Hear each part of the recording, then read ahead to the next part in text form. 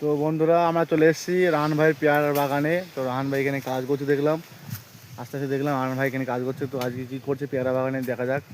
রাহান ভাইকে জিজ্ঞেস করি কী করছে আজকে। বলো রাহান ভাই, কী করছো আজকে? আজকে কাটিং করছি। আজকে cutting? পেয়ারার গাছ কাটিং করতে হবে, তার কারণ গাছে প্রচুর পেয়ারা হয়েছিল। তো পেয়ারা এখন শেষ, কিছু কিছু আছে ওগুলো থাকবে আর গাছ সব ঝুরতে হবে।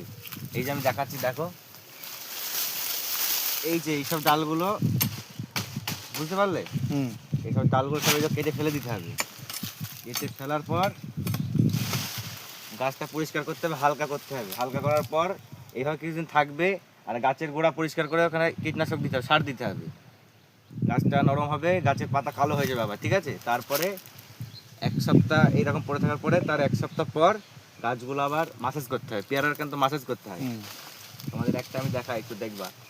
এই যে বন্ধুরা দেখুন পেয়ারা কেমন ম্যাসেজ করে সেইভাবে দেখাচ্ছি পেয়ারা গাছে। এই যে ডালটা,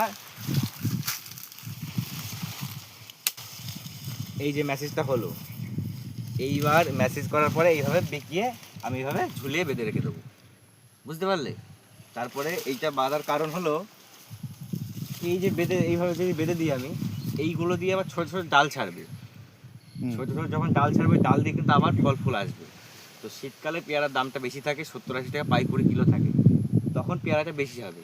ওই জন্য আমার গাছটা এখন পরিষ্কার করতে হবে, তাহলে শীতকালে আমি কিছু পয়সা নিতে পারবো এই বাগান থেকে।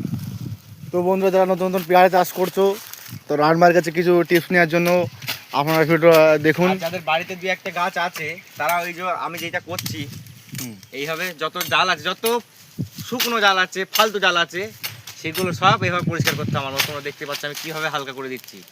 এই পেয়ারা টেয়ারা কিন্তু দেখলে হবে না, সব ঝুড়ে ফেলে দিতে হবে, ঠিক আছে? ডালটাকে আপনাকে সেট করতে হবে যদি বেশি পেয়ারা নিতে হয়। দুই এক পিস পেয়ারার জন্য যে পেয়ারা আছে ডালটা ঝুললে হবে না, তা করতে গেলে হবে না। গাছটা একদম পরিষ্কার পরিচ্ছন্ন করে রাখতে হবে, হালকা করে রাখতে হবে, তাহলে ভবিষ্যতে প্রচুর পেয়ারা হবে। তো রাহান ভাইদের রাহান ভাই মানে এই বাগানটা করেছে মোটামুটি 5-6 বছর হয়ে গেল। আমি পেয়ারার লাইনে মোটামুটি আমাদের এই বাগানটার বয়স আছে 5-6 বছর।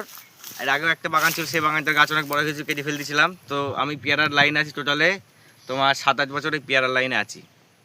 কোন পেয়ারা দেখলে বুঝবে পেয়ারাতে কেমন টেস্ট হবে, কোন গাছের কত কিলো সার লাগবে, সমস্ত সব কিছু বলে দিতে পারবো।